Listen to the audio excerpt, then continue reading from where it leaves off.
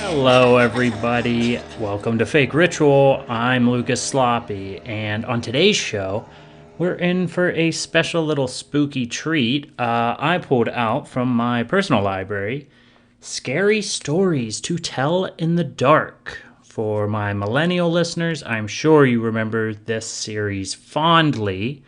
It was, at least in my elementary school, a very hard book to come by. There were 3 of them, and this treasury here has all 3. Scary Stories to Tell in the Dark. The second one, More Scary Stories to Tell in the Dark. And the third book, Scary Stories 3, More Tales to Chill Your Bones. This series was, as it says here on the cover, collected from folklore and retold by author Alvin Schwartz. And then it also featured illustrations by Stephen Gammell. I'm not sure how to pronounce that. But if you're familiar with the series, you are definitely familiar with the illustrations because they were absolutely horrifying. Just looking at the cover here, it's a woman with eyeless sockets. It seems to have been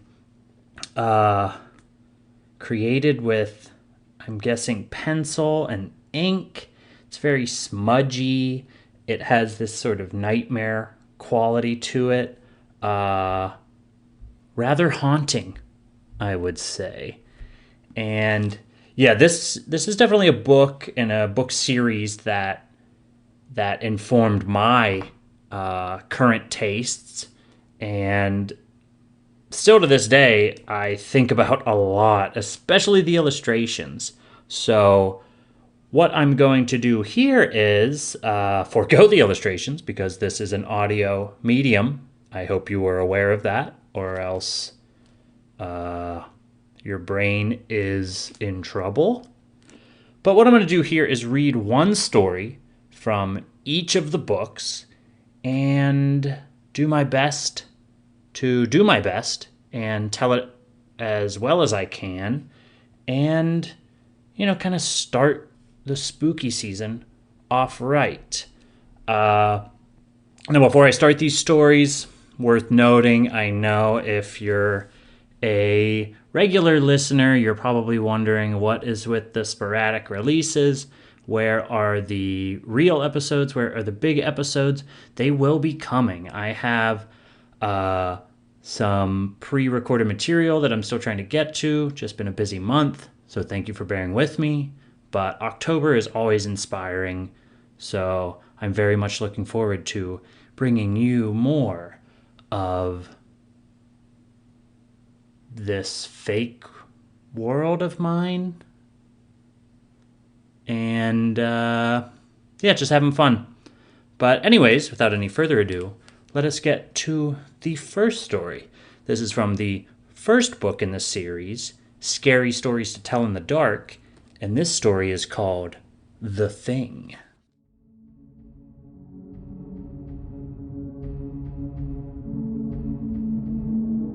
Ted Martin and Sam Miller were good friends. They spent a lot of time together. On this particular night, they were sitting on a fence near the post office, talking about one thing and another. There was a field of turnips across the road. Suddenly, they saw something crawl out of the field and stand up. It looked like a man, but in the dark, it was hard to tell for sure. Then it was gone. But soon it appeared again. It walked halfway across the road, then it turned around and went back into the field. Then it came out a third time and started toward them. By now, Ted and Sam were scared, and they started running. But when they finally stopped, they decided they were being foolish. Who hasn't been there, right? They weren't sure what had scared them, so they decided to go back and get a better look. Pretty soon they saw it, for it was coming to meet them. It was wearing black pants, a white shirt, and black suspenders. Oh no! It's 2000's Green Day! Now, I know they wore red ties? I don't know. Sorry. Sam said, "I'm going to try to touch it. Then we'll know if it's real." He walked up to it and peered into its face. It had bright, penetrating eyes sunk deep in its head. It looked like a skeleton. Ted took one look and screamed. And again, he and Sam ran. But this time, the skeleton followed them. When they got to Ted's house, they stood in the doorway and watched it. It stayed out in the road for a while, then it disappeared. Cut to a year later, Ted got sick and died. Toward the end, Sam sat up with him every night. The night Ted died, Sam said he looked just like the skeleton. Ooh, pretty creepy stuff, right? This stuff reminds me a lot of kind of modern day creepypasta, as they would call it, sort of internet tales that get passed around. It doesn't necessarily follow like this perfect narrative, and it might jump around a little bit, but there's this core of fright and strangeness. This one, really dealing with kind of somehow catching a glimpse of your own mortality. And, I don't know, just creepy things in fields. I don't know, there's always something to shadows and featureless forms, and I don't know. This one definitely ekes me out, and, beware of 2000's Green Day, I guess, is the moral of that story. Next, I will be reading from more scary stories to tell in the dark, and this story is titled The Window.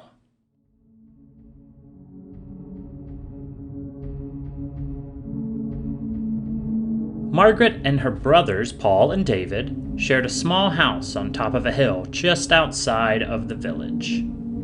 It was so warm one summer's night that Margaret could not sleep. Been there.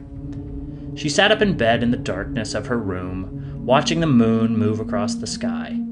Suddenly, something caught her eye. She saw two small, yellow-green lights moving through the woods near the graveyard at the bottom of the hill. They looked like the eyes of some animal, but she could not make out what kind of a creature it was. Soon, the creature left the woods and moved up the hill toward the house. For a few minutes, Margaret lost sight of it. Then she saw it coming across the lawn toward her window. It looked something like a man, and yet it didn't. Oh, very similar to that last story, huh?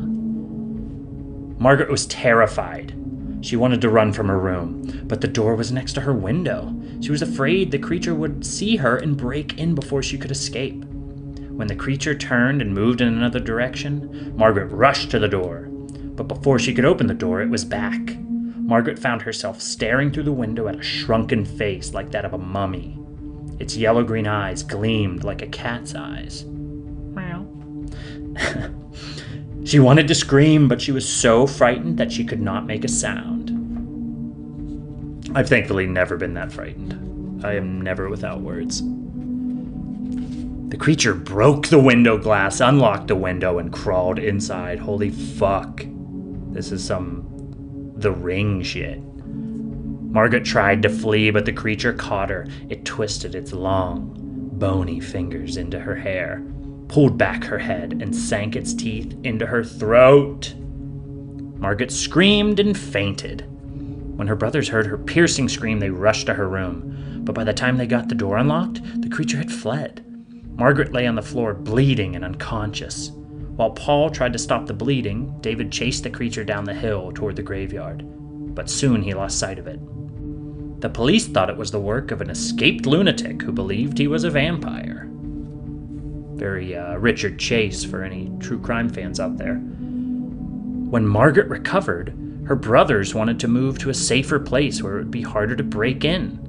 But Margaret refused. The creature would never come back. She was sure of that.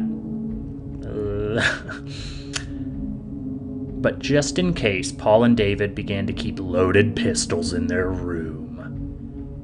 One night, months later, Margaret was awakened by a scratching sound at the window. When she opened her eyes, there was the same shrunken face staring in at her. That night, her brothers heard her cries in time. They chased the creature down the hill, and David shot it in the leg. But the creature managed to scramble over the graveyard wall and disappeared near an old burial vault. The next day, Margaret and her brothers watched as the sexton of the church opened the burial vault. A sexton is sort of a church groundskeeper, especially with regards to the graveyard. Inside was a horrifying scene. Broken coffins, bones, and rotting flesh were scattered all over the floor. Remember, this is a kid's book. I might have failed to mention that up top. This is a kids series. Yes. Only one coffin had not been disturbed. When the sexton opened it, there lay the creature with the shrunken face that had attacked Margaret. The telltale bullet was in its leg. They did the only thing they knew of to rid themselves of a vampire. The sexton built a roaring blaze outside the vault and fed the shrunken body to the flames. They watched the body burn until nothing remained but ashes. What was it? Was it a lunatic or an actual vampire? I mean, I guess if Margaret doesn't turn into a vampire, it's just a lunatic, but guess who knows? Again, the whole story just kind of has this uncanny nature to it, sort of gets you to ask yourself, what the fuck is going on here? But this makes me think of something I was always terrified of as a kid, just the notion of looking out my bedroom window at night and seeing some sort of creature, skittering across the way. Ugh. Even the notion now still just kind of gives me the creeps. But on to our third and final story. This is from the third book, Scary Stories 3, More Tales to Chill Your Bones. And this story is called Such Things Happen.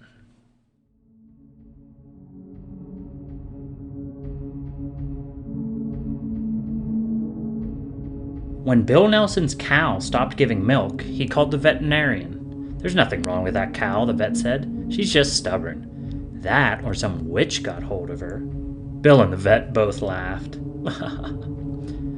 That old hag, Addie Fitch. I guess she's the closest thing we got to a witch around here, the vet said. But witches have gone out of style, haven't they? Bill had had a run-in with Addie Finch the month before. He had hit her cat with his car and killed it. I'm really sorry, Addie Fitch, he told her. I'll get you a new cat, just as pretty, just as good. This Bill dude sounds like a fucking dickhead. Her eyes filled with hate. I raised that cat from a kitten, she hissed. I loved her. You'll be sorry for this, Bill Nelson. Good. Bill sent her a new cat and heard nothing more. Then his cow stopped giving milk. Next, his old truck broke down. After that, his wife fell and broke her arm. We're having a lot of bad luck, he thought. Then he thought, maybe it is Addie Fitch getting even. And then, hey, you don't believe in witches. You're just upset. But Bill's grandpa believed in witches. He had once told Bill that there was only one sure way to stop a witch from causing trouble. You find a black walnut tree, he said, and you draw her picture on it. Then you mark an X where her heart is, and you drive a nail into the X. Every day you drive it in a little deeper. If she's causing the trouble, he said, she'll feel pain. Oh, sorry, grandpa voice. If she's causing the trouble, he said, she'll feel pain. When she can't stand it anymore, she'll come to you, or send somebody, and try to borrow something. If you give her what she wants, that breaks the power of the nail, and she'll go on tormenting you. But if you don't, she'll have to stop, or the pain will kill her. That's what his nice, gentle old grandpa believed. It's pure craziness, Bill thought. Of course, his grandpa didn't have much schooling. Bill had been to college. He knew better. Oh, God, Bill, shut the fuck up with your college degree. Then Bill's dog Joe, a perfectly healthy dog, dropped dead just like that. It made Bill angry. Despite all his schooling, he thought maybe it is Addie Fitch after all. He got a red crayon from his son's room and a hammer and a nail and went into the woods. He found a black walnut tree and drew a picture of Addie Fitch on it. He made an X where her heart was, like his grandpa had said to do. With the hammer, he drove the nail a little way into the X. Then he went home. "I feel like a fool," he told his wife. "You should," she said. The next day, a boy named Timmy Logan came by. "Addie Fitch isn't feeling well," he said. "She wonders if she could borrow some sugar from you." Bill Nelson stared at Timmy in amazement. He took a deep breath. "Tell her I'm sorry, but I don't have any sugar right now," he said.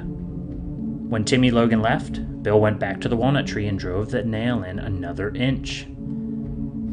The next day, the boy came back. "Addie Fitch is pretty sick," he said. "She's wondering if you've got any sugar yet." "Tell her I'm sorry," Bill Nelson said, "but I still don't have any." Bill went out into the woods and drove the nail in another inch. Jeez, what a fucking sicko. It's working and you keep doing it? The following day, the boy was back. "Addie Fitch is getting sicker," he said. "She really needs some sugar." "Is that good when you're sick?" "Tell her I don't have any," Bill answered. Bill's wife was angry. "You've got to stop this," she said. "If this mumbo jumbo works, it's like murder." "I'll stop when she does," he said. Oh my God, what a petulant child. Toward dusk, he stood in the yard, staring at the ridge where the old lady lived, wondering what was going on up there. Then, in the half-darkness, he saw Addie Fitch coming slowly down the hill toward him. With her pinched, bony face and her old black coat, she did look like a witch, and as she got closer, Bill saw that she could barely walk. "Maybe I'm really hurting her," he thought. "Yeah." He ran to get his hammer to pull out the nail, but before he could leave, Addie Fitch was in the yard, her face twisted with rage.